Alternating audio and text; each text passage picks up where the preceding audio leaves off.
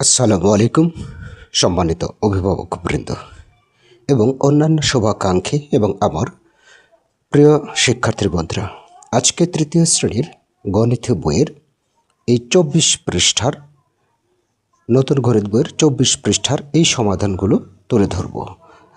তার আগে কিছু কথা, এই যে এই কয়েকটা অঙ্ক করে দিব, এই কয়েকটা অঙ্ক কীভাবে করতে হবে এইভাবেই, যাতে ভুল না হয় সেই টেকনিকটা বলে দেবো। আর আরেকটু বলে হচ্ছে যে আসলে অ্যাকচুয়ালি ভাবে আমি সব কিছু ছেড়ে কেন এই পৃষ্ঠাতেই চলে আসলাম, তাই না?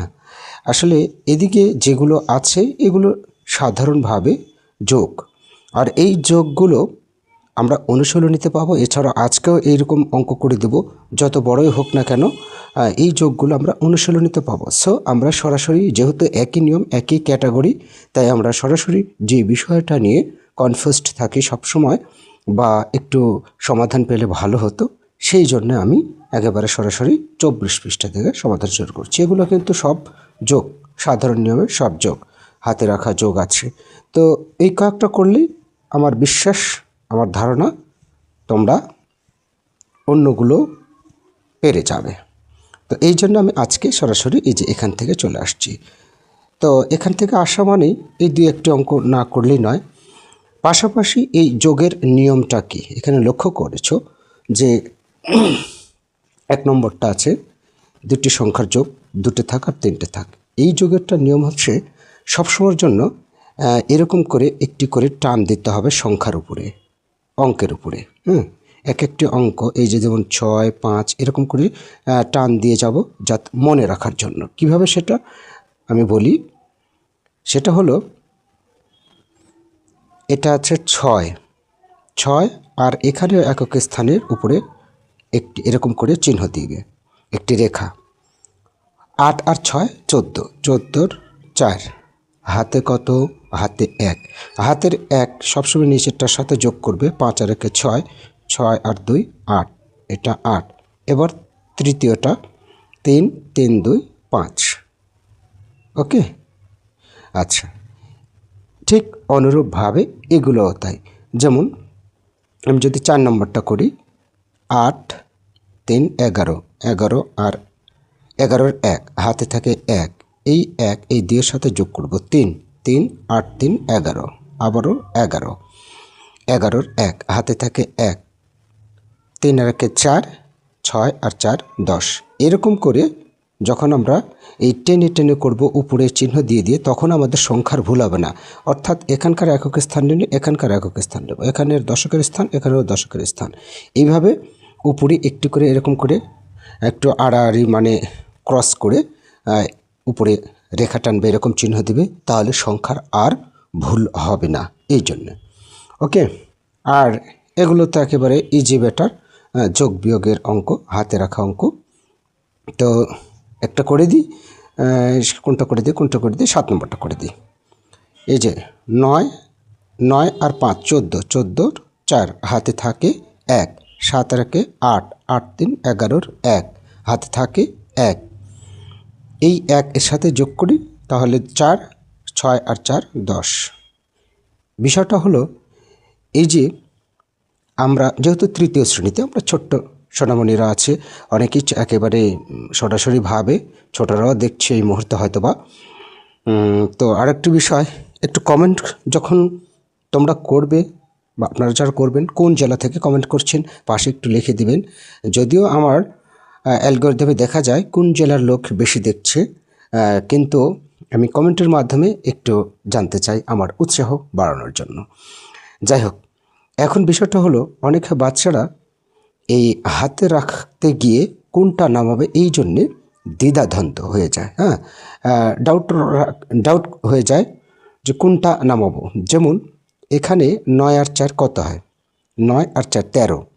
এখন এই যে ১৩ দেখেন, এই যে দেখুন ১৩, এই ১৩-র ৩ নামবে, অর্থাৎ এই ডান পাশেরটা নামে আর এই বাম পাশেরটা হাতে থাকে।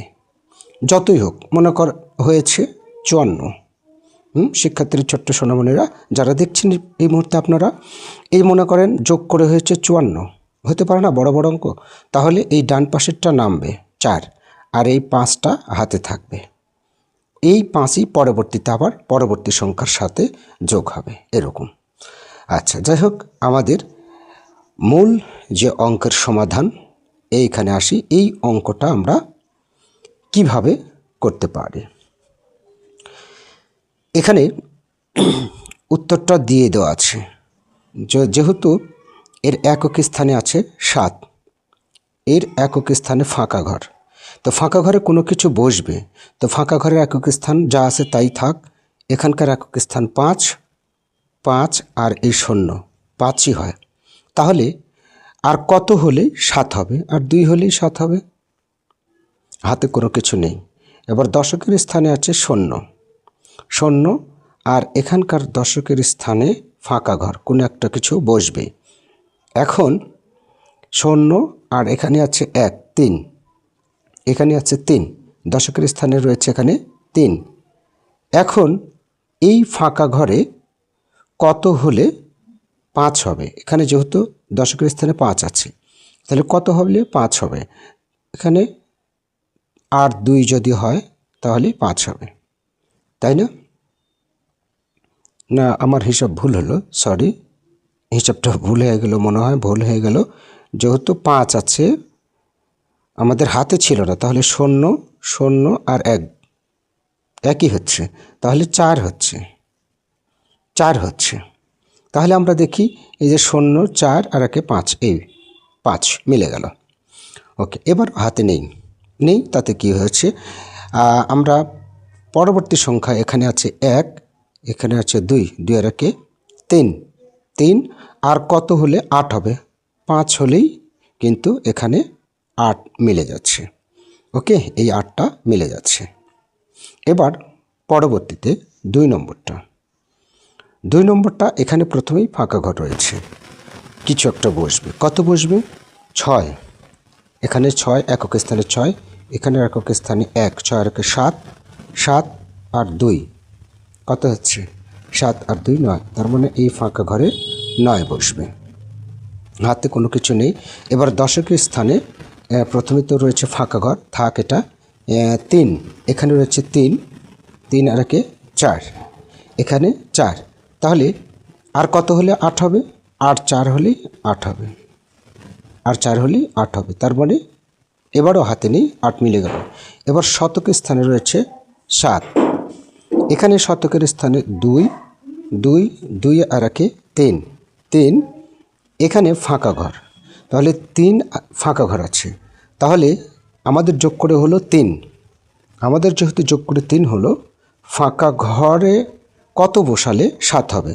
তাহলে 4, 4, 3, 7, এখানে 4 বসবে।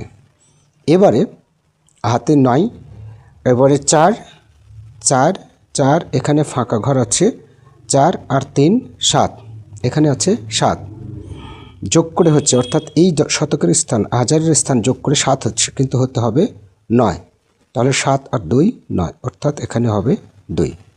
ওকে, আচ্ছা, এবার পরবর্তীতে 2টা অঙ্ক আছে, এই যে একবারে হুবহু, ওটা পাশাপাশি আর এটা উপর নিচে, কোনো সমস্যা নেই। 5 আর 4, 9, 9 আর 0, 9 হবে, অর্থাৎ এইটা 9 হবে।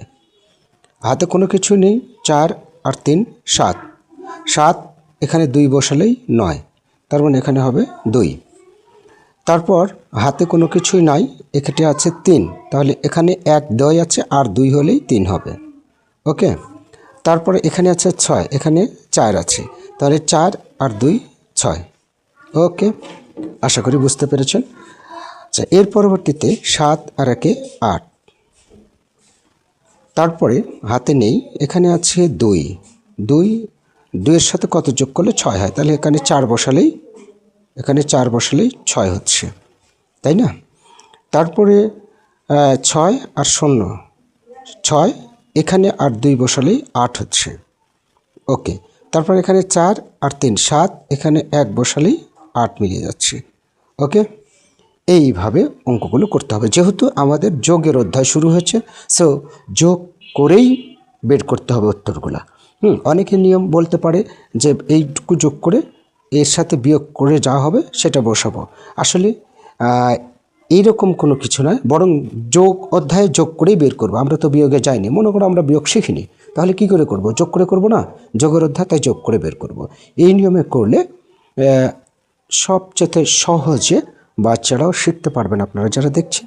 আর এভাবেই আমার গার্ডিয়ানদের বলছি, এইভাবে বাচ্চাদের শেখাবেন, বাচ্চারা সহজে এগুলো মনে রাখতে পারবেন।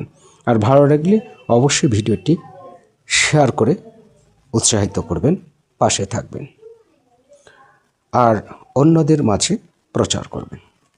ভালো থাকবেন, সবসময়ের জন্য সবার জীবনের মঙ্গল কামনা করছি। এই আশা ব্যক্ত রেখে আজকের ক্লাসটা এখানে শেষ করছি। আল্লাহ হাফেজ।